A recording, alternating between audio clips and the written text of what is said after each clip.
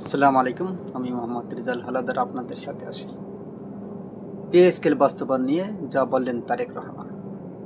সুপ্রিয় দর্শক, আসন্ন জাতীয় সংসদ নির্বাচনে জয়ী হয়ে ক্ষমতায় গেলে সরকারি কর্মকর্তা কর্মচারীদের জন্য যথাসময়ে পে স্কেল বাস্তবায়নের ঘোষণা দিয়েছেন বিএনপির চেয়ারম্যান তারেক রহমান।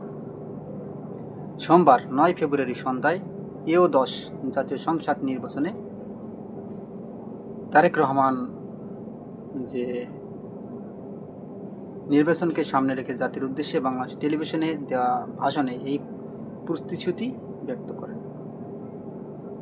তারেক রহমান বলেন, প্রতিটি সেক্টর ও প্রতিটি শ্রেণী পেশার মানুষকে লক্ষ্য করে একটি স্বনির্ভর বাংলাদেশ বিনির্মাণের জন্য আমরা আমাদের পরিকল্পনা সাজিয়ে রেখেছি। তিনি তার বক্তব্যে বিএনপির প্রতিশ্রুতি, ফ্যামিলি কার্ড, কৃষি কার্ডের সুবিধার কথা তুলে ধরেন। তিনি বলেন, প্রথম পর্যায়ে অর্থনৈতিকভাবে পিছিয়ে থাকা ও নিম্ন আয়ের সুরক্ষা দিতে ফ্যামিলি কার্ডে প্রতি মাসে ২৫০০ টাকা কিংবা সমমূল্যের নিত্য প্রয়োজনীয় খাদ্য সহায়তা দেওয়া হবে। আগামী জাতীয় সংসদ নির্বাচনকে সামনে রেখে সোমবার বাংলাদেশ টেলিভিশনে দেওয়া ভাষণে এই কথা জানান বিএনপির প্রধান। তিনি বলেন, দেশের অর্ধেকের বেশি জনশক্তি নারী শক্তিকে রাষ্ট্র, রাজনীতি, অর্থনীতির মূল ধারার বাইরে রেখে দেশের অগ্রগতি সম্ভব নয়। দেশের মোট ৪ কোটি পরিবার রয়েছে। এবার প্রথমবারের মতো দেশের প্রতিটি পরিবারের জন্য ফ্যামিলি কার্ড ইস্যু করার চূড়ান্ত সিদ্ধান্ত নিয়েছে। পরিবারের নারী প্রধানের নাম ফ্যামিলি কার্ড ইস্যু করা হবে। বিএনপির চেয়ারম্যান বলেন, বিএনপির সরকার গঠন করতে সক্ষম হলে শিক্ষিত তরুণদের ৬ মাস থেকে সর্বোচ্চ ১ বছর কিংবা কর্মসংস্থান না হওয়া পর্যন্ত বিশেষ আর্থিক ভাতা প্রদান করার সিদ্ধান্ত নিয়েছে। আমরা মনে করি এই বেকার ভাতা একজন শিক্ষিত বেকার যে উদ্যোগে কর্মসংস্থান সৃষ্টির ক্ষেত্রে সক্ষমতা অর্জনের সহায়ক ভূমিকা রাখবে, যোগ করেন তিনি। তারেক রহমান বলেন, প্রতিটি নাগরিকের হারানো রাজনৈতিক ক্ষমতা পুনরুদ্ধারের জন্য আগামী ১২ ফেব্রুয়ারি নির্বাচন একটি বড় সুযোগ।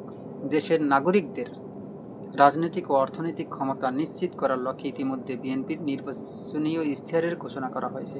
বিএনপি নেতা বলেন, প্রতিটি সেক্টর ও প্রতিটি শ্রেণী পেশার মানুষকে লক্ষ্য করে একটি স্বনির্ভর বাংলাদেশ বিনির্মাণের জন্য আমরা আমাদের পরিকল্পনা সাজিয়েছি। বেকার সমস্যা সমাধান বিএনপির পরিকল্পনার সাথে তুলে ধরে তারেক রহমান বলেন, বেকার সমস্যা নিরসনের লক্ষ্যে ব্যাংক, বিমা, পুঁজিবাজার সহ দেশের অর্থনৈতিক খাতের সার্বিক সংস্কার ও অঞ্চলভিত্তিক ও অর্থনৈতিক চাঙ্গা করার এবং শিল্প ও বাণিজ্যর দেশি বিদেশি বিনিয়োগের বৃদ্ধির মাধ্যমে দেশে বিদেশে ১ কোটি কর্মসংস্থান সৃষ্টির লক্ষ্যমাত্রা নির্ধারণ করা হয়েছে। তিনি বলেন, এভাবে পর্যায়ক্রমিকভাবে ১ কোটি কর্মসংস্থান সৃষ্টির লক্ষ্যে কয়েকটি সেক্টরে চিহ্নিত করার লক্ষ্যে কর্মসংস্থান তৈরির উপায় এবং কর্মকৌশল নির্ধারণ করা হয়েছে। এরই অংশ হিসাবে দেশব্যাপী কারিগরি ও ব্যবহারিক শিক্ষা প্রদানের মাধ্যমে বেকার জনগোষ্ঠীকে জনশক্তিতে রূপান্তরিত করা হবে। এবং তিনি বর্তমানে পে স্কেল সম্বন্ধ বলেছেন, যদি বিএনপি ক্ষমতায় যায়, আসন্ন জাতীয় সংসদ নির্বাচনে জয়ী হয়ে ক্ষমতায় গেলে সরকারি কর্মকর্তা কর্মচারীদের জন্য যথাযথ সময়ে পে স্কেল বাস্তবায়নের ঘোষণা দিয়েছেন বিএনপির চেয়ারম্যান তারেক রহমান। এবং আপনারা জানেন যে এই পে স্কেল নিয়ে কিন্তু অনেক আলোচনা সমালোচনা হয়েছে। আপনারা জানেন যে সরকারি কর্মকর্তা কর্মচারীরা তারা কিন্তু যমুনা ঘেরাও করেছিলেন এবং সেখানে কিন্তু তাদের টিয়ার গ্যাস, তারপর সে গ্রেনেড এগুলো ছুড়ে তাদের ছত্রভঙ্গ করে এবং সেখানে ১৪৪ ধারাও জারি করে। যা পে স্কেল বাস্তবায়ন নিয়ে যা জানা গেছে, তারেক রহমান যেটা ঘোষণা দিয়েছে, হয়তোবা নির্বাচিত হলে কি হয় সেটা আমরা পরে আপনাদের বলবো। তবে জাতীয় বেতন commission ২০২৫, Bangladesh judicial service pay commission ২০২৫ এবং সশস্ত্র বাহিনী বেতন কমিটি ২০২৫ এর দাখিল করা প্রতিবেদনের বেতন সম্পর্কিত বিষয় পরীক্ষা নিরীক্ষা করে সুপারিশ কমিটির গঠন করেছে সরকার। তবে বাংলাদেশের ব্যাংকের governor doctor Ahsan H Mansur বলেছেন, কর আদায় না বাড়িয়ে নতুন পে স্কেল বাস্তবায়ন করা হবে, ব্যাংক ঋণের বোঝা সরকারের আরও বাড়বে। সোমবার ৯ ফেব্রুয়ারি কেন্দ্রীয় ব্যাংকের প্রধান কার্যালয়ে আয়োজিত সংবাদ সম্মেলনে নতুন মুদ্রানীতি ঘোষণা করতে গিয়ে তিনি এসব কথা বলেন। আহসান এইচ মনসুর বলেন, এটা মূল্যস্ফীতিকে আরও উস্কে দিতে পারে। এর আগে রোববার 8 ফেব্রুয়ারি মন্ত্রিপরিষদ বিভাগ থেকে প্রজ্ঞাপন জারি করে কমিটি গঠন করার কথা জানানো হয়। সুপারিশ প্রণয়ন কমিটির প্রদান করা হয়েছে মন্ত্রিপরিষদ সচিবকে। এই কমিটির সদস্য হিসাবে আছেন জনপ্রশাসন মন্ত্রণালয়ের সিনিয়র সচিব, প্রতিরক্ষা মন্ত্রণালয়ের সচিব, অর্থ বিভাগের সচিব, মাধ্যমিক ও উচ্চ শিক্ষা বিভাগের সচিব, প্রধান উপদেষ্টা কার্যালয়ের সচিব, স্বাস্থ্যসেবা বিভাগের সচিব, আইন ও বিচার বিভাগের সচিব, হিসাব মহানিয়ন্ত্রক সিজিএ। কমিটি জাতীয় বেতন commission 2025, Bangladesh judicial service pay commission 2025 এবং সশস্ত্র বাহিনী বেতন কমিটি 2025-এর দাখিলকৃত প্রতিবেদনের বেতন সম্পর্কিত বিষয়টি পরীক্ষা নিরীক্ষা করে পরবর্তী কার্যক্রম সংক্রান্ত সুপারিশ দেবে। অর্থ বিভাগ সচিব কমিটির বিষয়টিকে সহায়তা প্রদান করবে বলেও প্রজ্ঞাপনে উল্লেখ করা হয়। গত 21 জানুয়ারি রাষ্ট্রীয় অতিথি ভবন যমুনার প্রধান উপদেষ্টা প্রফেসর মোহাম্মদ ইউনূসের কাছে প্রতিবেদন হস্তান্তর করেছে সরকারি চাকরিজীবীদের জন্য নতুন বেতন কাঠামো প্রণয়নের উদ্দেশ্যে গঠিত জাতীয় বেতন কমিশন পে কমিশন। প্রতিবেদন চলিত বছরের 1 জানুয়ারি থেকে আংশিক বেতন কাঠামো বাস্তবায়নের সুপারিশ করা হয়। এটি 2026-2027 অর্থবছরের প্রথম দিন থেকে পুরোপুরি কার্যকর করার কথা জানানো হয়।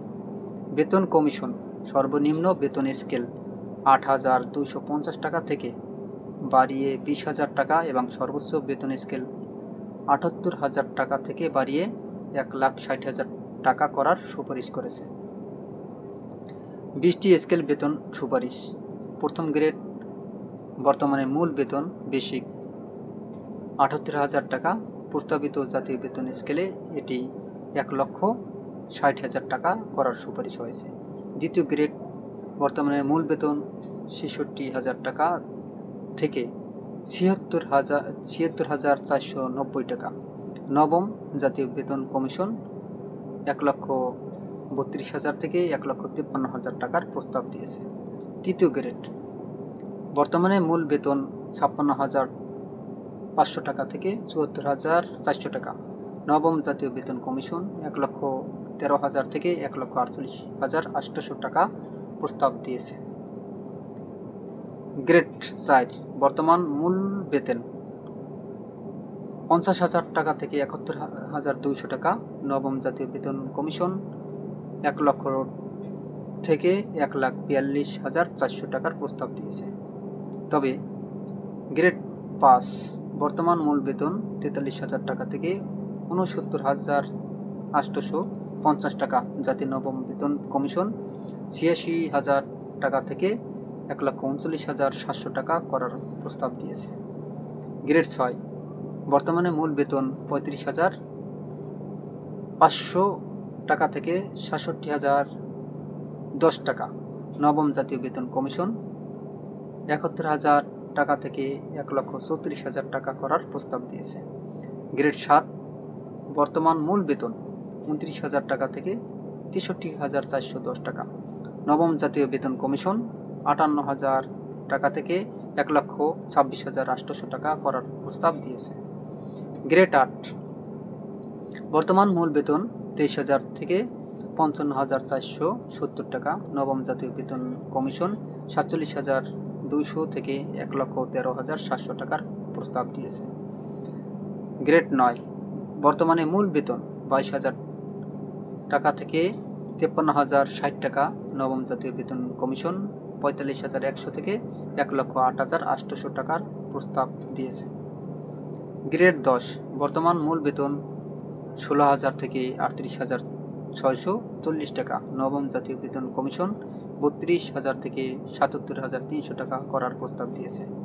গ্রেড 11 বর্তমানে মূল বেতন 12,500 থেকে 30,230 টাকা। নবম জাতীয় বেতন কমিশন 25,000 থেকে 60,500 টাকা করার প্রস্তাব দিয়েছে। গ্রেড 12 বর্তমান মূল বেতন 11,300 থেকে 27,300 টাকা। নবম জাতীয় বেতন কমিশন 24,300 থেকে 58,700 টাকা করার প্রস্তাব দিয়েছে। গ্রেড 13 বর্তমান মূল বেতন থেকে 26,590 টাকা, জাতীয় নবম বেতন কমিশন 24,000 থেকে 58,000 করার প্রস্তাব দিয়েছে।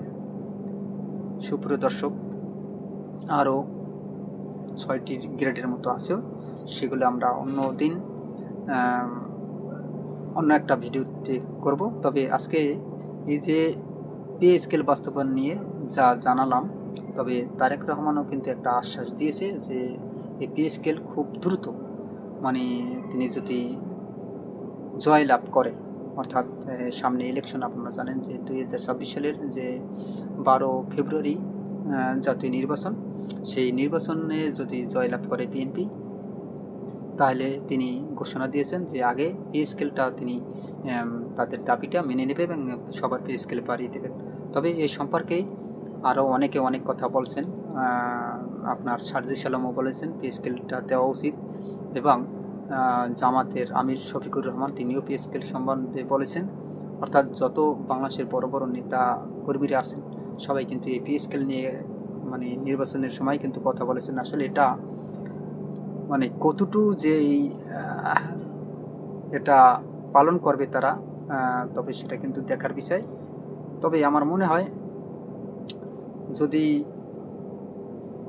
এই পে স্কেলটা দেওয়া হয়, তাহলে সরকারি কর্মকর্তা কর্মচারীরা তারা কিন্তু সবাই খুশি হবেন।